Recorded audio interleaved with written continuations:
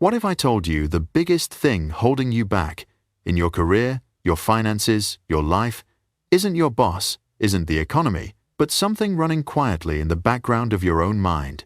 There are 8 mental malware, toxic thought patterns silently draining your energy, focus, and confidence. They don't make noise, they don't raise red flags, but they're the reason you feel stuck, unmotivated, and unsure of yourself. But here's the truth. The moment you recognize them, you take back control. In this video, we'll expose each one of them. No fluff, no fake positivity, just the raw truth you need to reclaim your potential. Indifference. This isn't laziness. It's more dangerous than that. It's a gray fog that settles over everything. You still show up, you still get things done, but the fire inside, it's gone. You do just enough to finish, not to excel.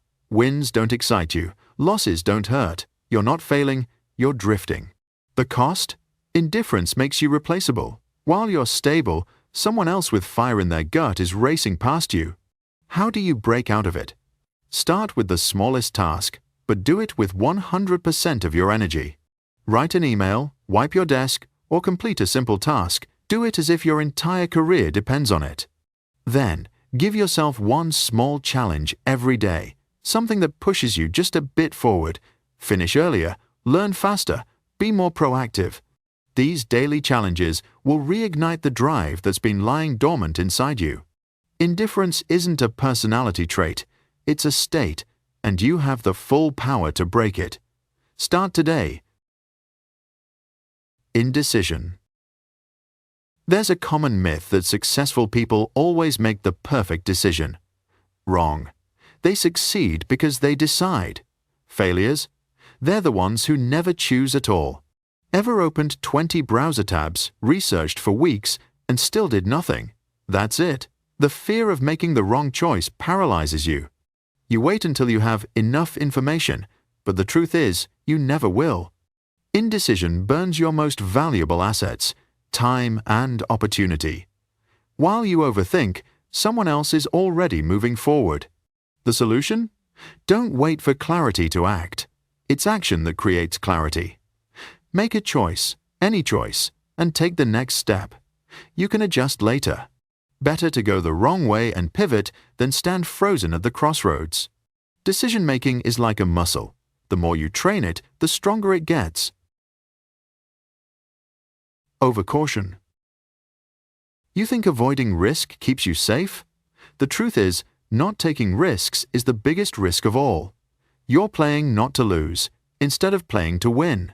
What does it look like? You always imagine the worst-case scenario. You pass on opportunities because they're not 100% certain. You spend most of your time planning, barely any doing. And you wait for the perfect moment, which doesn't exist. The stability you have today could be tomorrow's stagnation. The world rewards those who take smart, calculated risks. So how do you shift? Start by changing the question. Stop asking, what's the worst that could happen? Start asking, if I don't do this, what will I regret 5 years from now? Take small risks. Train yourself to live with uncertainty, because that's where growth begins. Self-doubt. This is the most dangerous enemy inside you, the quiet voice whispering, "You're not good enough. Others are smarter, more talented, more deserving." Self-doubt kills your actions before they even begin. It stops you from taking big projects, asking for a raise, or starting something of your own. You keep comparing your Chapter 1 to someone else's Chapter 20. The problem isn't that you're lacking, it's that you don't trust your own ability. Want to break it? Stop asking, "Can I do this?" and start asking, "What do I need to learn to do it?" Start building your evidence file, a written record of everything you've overcome, no matter how small. Write it down. It could be a deadline you met under pressure, a failure you bounced back from, or simply a day you kept going when things were hard. These moments prove you're not as weak as you think. More importantly, shift your mindset from "I'll act when I'm good enough" to "I act to become better." Skills, confidence, resilience, they don't come first, they're built through action. Self-belief doesn't appear out of nowhere. It's constructed step by step, every day, through the simple act of moving forward, even when fear is still present. Worry. Worry is like paying interest on a debt you never owed. You torture yourself with worst-case scenarios that 99% of the time will never happen.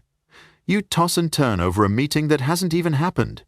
You can't focus because your mind is consumed by endless what-ifs.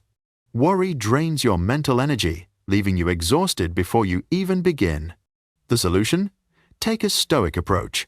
Write down everything you're worried about, then divide it into 2 columns: things you can control and things you can't. Focus all your energy on the first column. Learn to let go of the second.